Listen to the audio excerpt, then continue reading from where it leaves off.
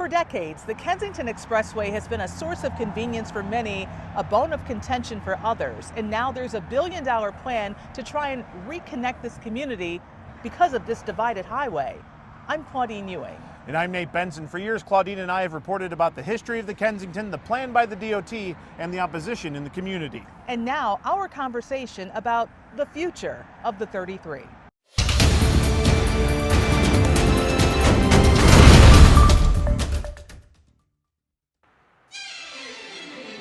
In post-war America, expressways were the desired infrastructure projects for state and federal planners.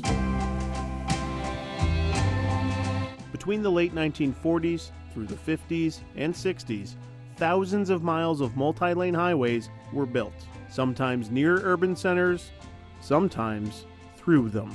Buffalo was no different than the rest of the country. Planners believed they needed to move people in and out of the city as quickly as possible. The first mention of the Kensington Expressway by the State Department of Public Works was in 1946. And from the very beginning, the Humboldt Parkway was the targeted destination for the expressway, a vibrant neighborhood and part of Frederick Law Olmsted's parkway system in the Queen City.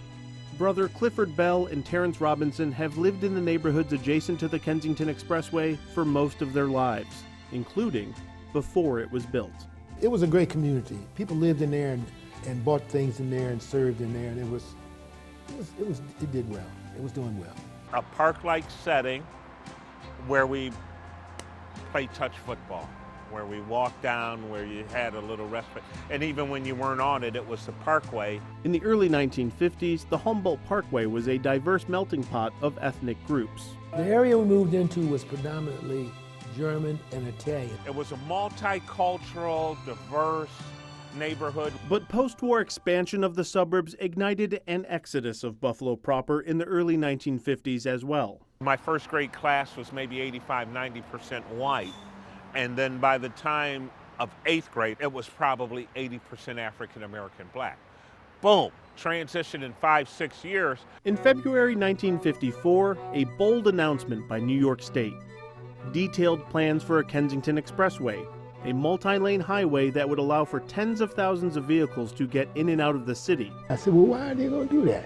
And almost immediately after the plan was announced, Folks that knew about this development got a chance to sell their property and move out, so that we began to buy in and found out after the fact that there was going to be an expressway put through there.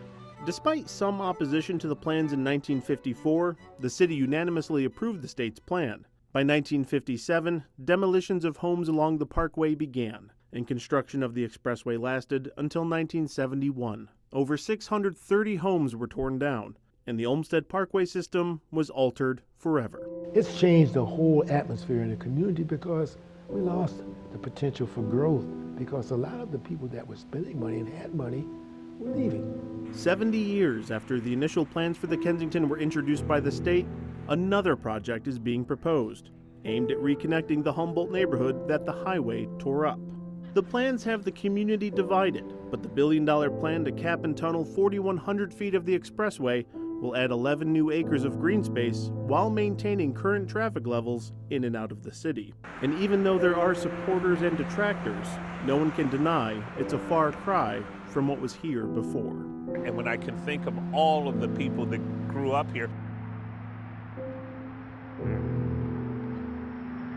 people that were Buffalo, and they wipe it out.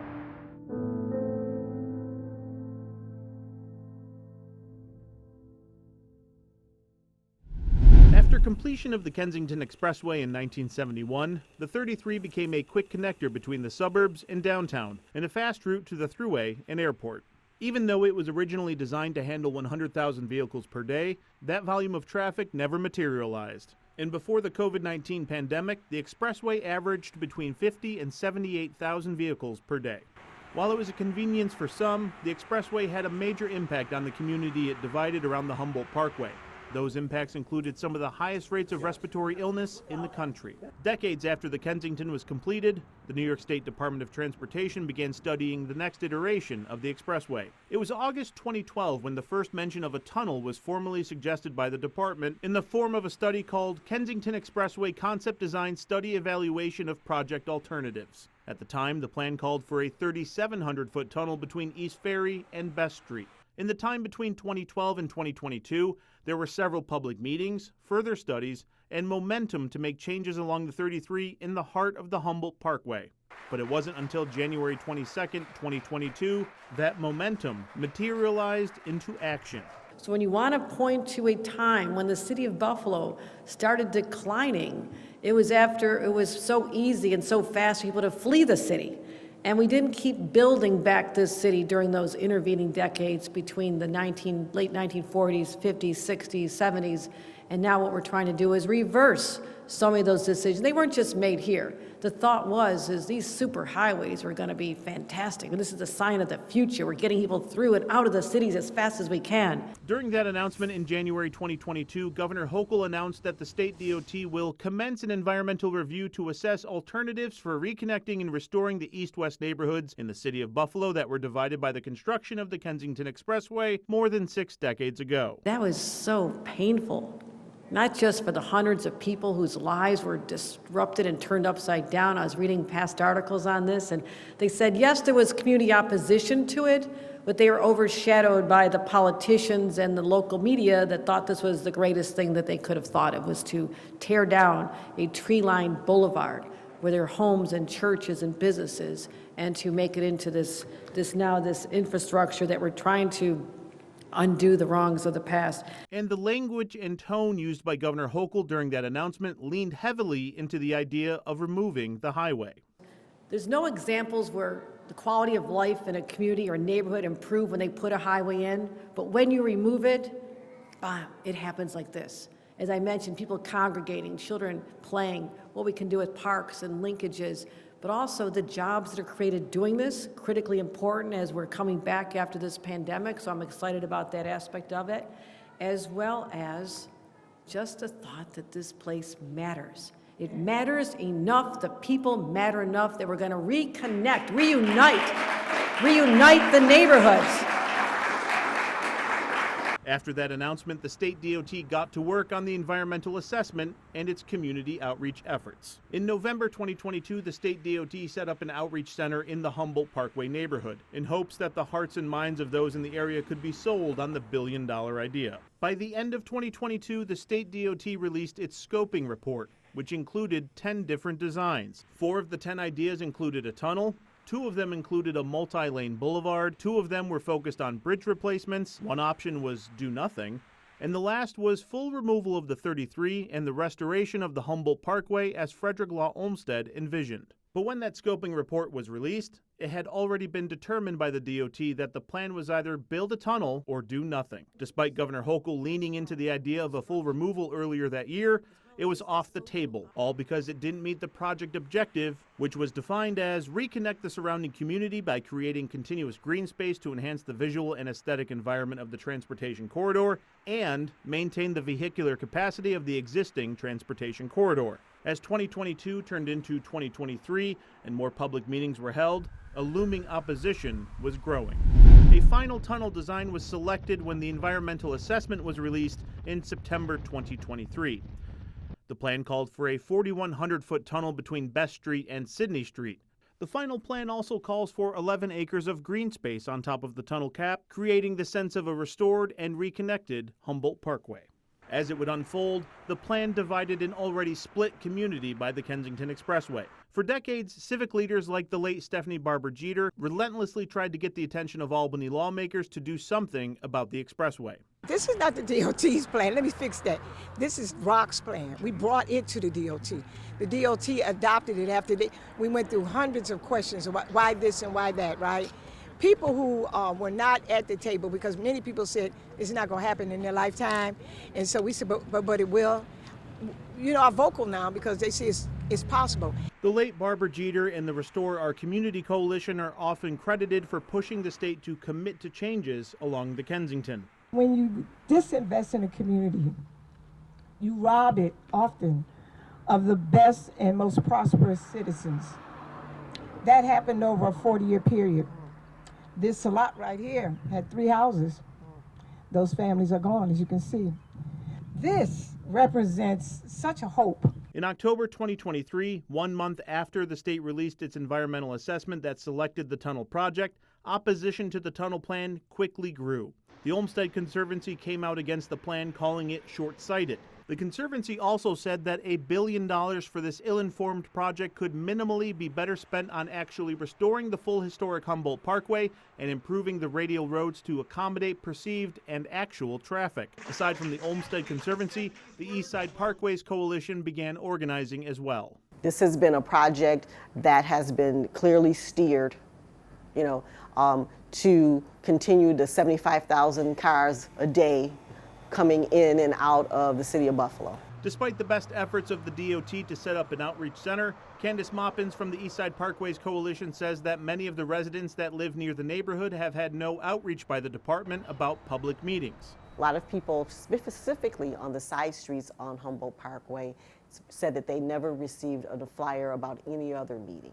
One of the core issues of the opposition, those who live near the Kensington believe that the DOT skipped out on a full environmental impact statement and are pushing through their plan to build the tunnel. I think that it is a bait and switch. But I have concerns about how $1 billion of our money is being spent. The state must slow down.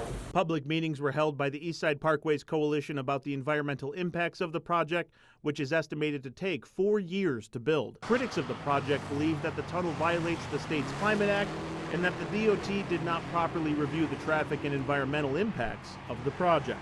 If a state agency can nullify the State Environmental Quality Review Act on this project, there is no longer any environmental law for anybody in this state. I want my rights. But despite the growing opposition throughout the 2023 holiday season, the final decision was made. And on February 16th, the governor once again visited Buffalo and declared, And ladies and gentlemen, this project can go now full steam ahead, and we're going to start construction later this year.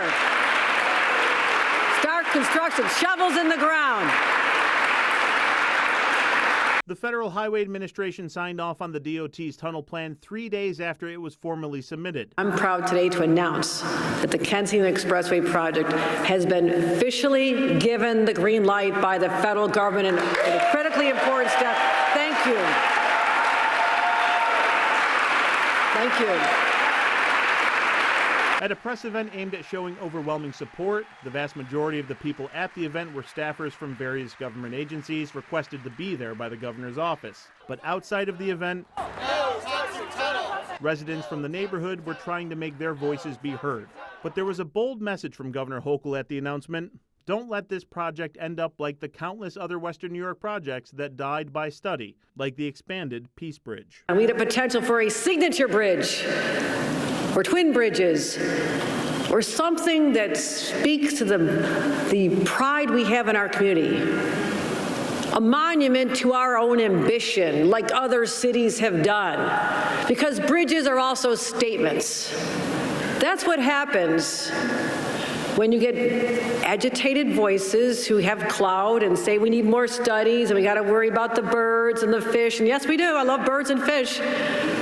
But I was pretty convinced that they'd be able to figure out how to go over the bridge, okay? Because they want to survive as well. So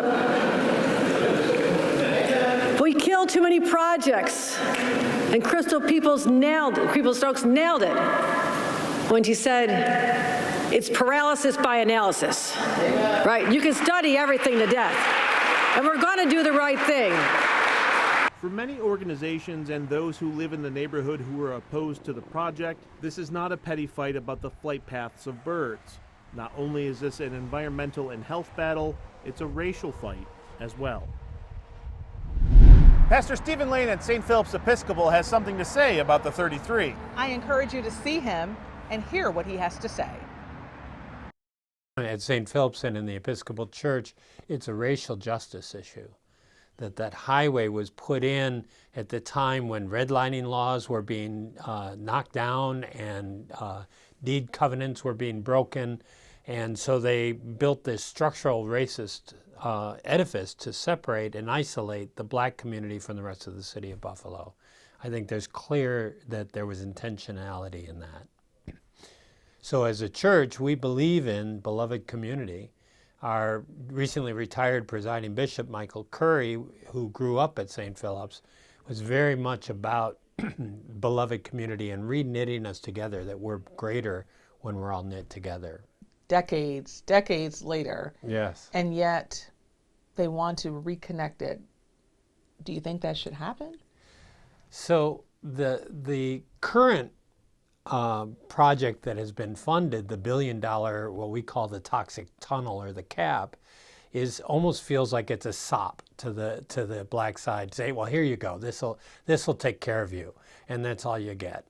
And you can't do any better than that. But if you go back to when they first raised the issue of bringing back the Parkway, the words and the language all was very legitimate. And Crystal Peoples was the first one to speak to that. She brought it up, and if you go back and listen to what she said, she was on the money with that. This CAP only covers a small portion of the whole Humboldt Parkway. It actually does not only not reconnect the east side to the rest of the city, it actually further inhibits connection from the east side by removing of several of the ramps. So people on the east side are even further isolated. So the Humboldt Parkway starts at Parkside, at the Agassiz Circle. And if you follow that road and look on the sides, there's beautiful homes all the way down to the Science Museum. And they all have a highway in their front yard. If you connect the whole thing, then your traffic is moved onto the arterial roads. One of the effects of putting in that highway that we didn't think about and was never really been discussed is what happened to those major arterial roads. Broadway, I'm sure you're not old enough to remember, but the day was when Broadway was full of businesses all the way along the way. It was a major retail destination in Western New York. It's all gone. The Broadway market is there, but it constantly needs support from government to survive. It's because there's no traffic on that road. Broadway, Genesee was the same way. This big, beautiful boulevard has been totally denuded. If you remove that highway, that traffic will go back onto those streets and it will revitalize the whole east side, reconnect it in a way that you can't do as long as you have a highway there that allows people to bypass it. When you look at the big scope, what would be your dream for the 33? Well, I'm afraid to say that I would remove the whole thing. I would remove the 33, but reconnect the Humboldt and the Scajaquada. Make it a parkway, a slower, calm traffic. Put trees back. The city of Buffalo is a city built in a park, and we've destroyed a major portion of that by removing the Humboldt. Are some of your congregants and people who are on your side when it comes to this issue, are they looking at the whole toxic issue here? There was a time when the major toxin in Western New York was the Bethlehem steel plant, right? And when that went away, and now we have clear skies much of the time, one of the primary sources of pollution and health issues comes from traffic, automobile traffic. And when you concentrate it, its effects are a lot more devastating on the people that live in that area, within the area. When you diversify it, it's less of a problem for anybody, any individual person. Also, if you're driving at 60 miles an hour, you're producing a lot more toxins than if you're driving at 40 or 30. Bottom line, if I say cap it or tunnel, you say? No cap, no tunnel, removal. Your message to the government? Get on board. This is happening all around the country, and everywhere where they've removed a highway, they've seen dramatic economic growth in a region. Go back to the original.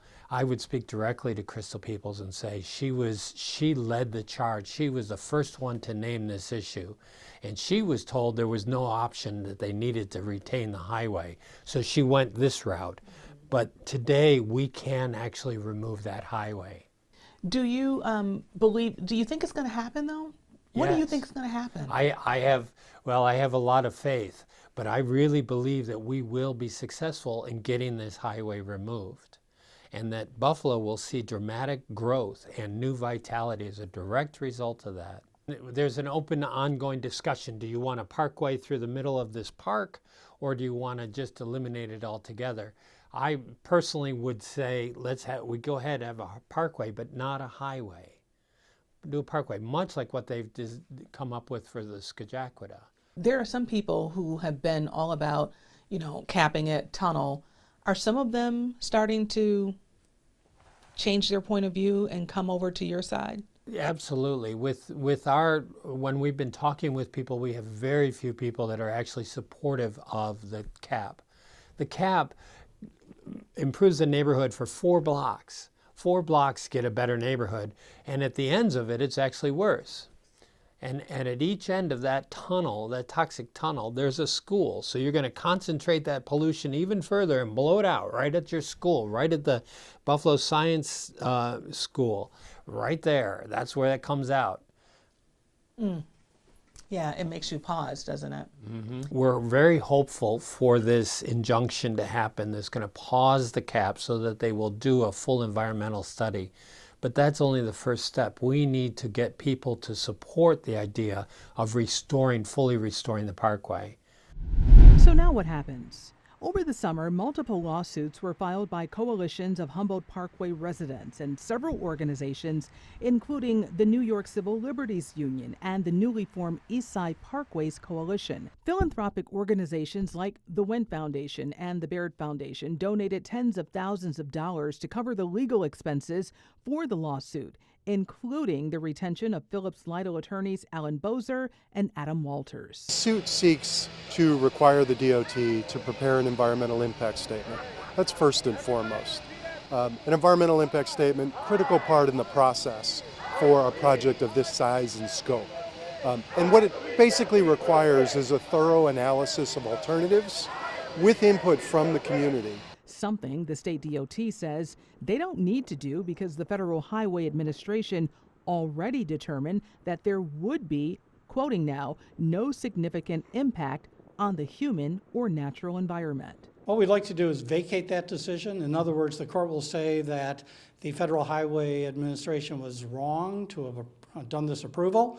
It will then order the FHWA to step back and redo it. On October 25th, State Supreme Court Judge Emilio Colaiacovo presided over the first hearing between the coalition and the state DOT. At the time, a temporary restraining order had already been granted, which is still preventing any work on the Kensington project from beginning. Lawyers representing the opposition outlined their case that more studies need to be conducted before a tunnel can be built, and that the state DOT intentionally cut corners to fast-track the tunnel. Your Honor, I've been a seeker practitioner for almost 30 years. I typically represent project sponsors and lead agencies. For instance, I recently represented the county in their environmental review as lead agency for the new Buffalo Bills Stadium. It's quite unusual for me to be on this side of the table, on petitioner's side. After the DOT issued its decision, Mr. Bozer asked me to take a look at the environmental review that had been done, in particular the FDREA report, the environmental assessment. And frankly, Your Honor, I was simply shocked at the lack of analysis, the lack of careful mitigation. The backup on the Kensington every morning will run roughly from the Scajaquada to the city line. But the DOT defended its environmental analysis in court.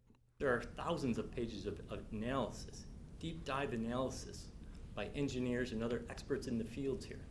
And so substantively, what you're asking for or what you're suggesting an ES would provide, that's in here. The real key is whether DOT took the appropriate hard look in performing its environmental assessment and determined that there was no significant impact, and they did that. Even when the judge questioned the impacts of a 4-year construction project. What about the effect that it's going to have, though, around the time that it's being constructed? Exactly. There's no significant impact expected. It's hard to believe. That's Wait. Ladies and gentlemen, not allowed. Your Honor, that's what the analysis shows. Judge Kolyakovo ultimately determined that an additional hearing is needed, which is set for November 18th. I think most people will look at this project and say, there's no way you can undertake what is being contemplated here without it having an environmental impact that will affect the adjoining and adjacent neighborhoods as it does. Where it's possible the project is upended altogether or given the green light. Here, the state said it did not need to do a, quote, deeper dive, end quote, claiming that this project, which is the largest and invasive building project in Western New York history, would not have a serious impact on the surrounding community. This is hard to fathom. Thanks for watching our WGRZ Plus special, The Future of the 33. We know that this is an important issue for all of us, and so Two on Your Side is committed to being there to make sure that we update you on what's happening in the neighborhood as well as in the court. I'm Claudine Ewing. And I'm Nate Benson. Thanks for joining us on WGRZ Plus.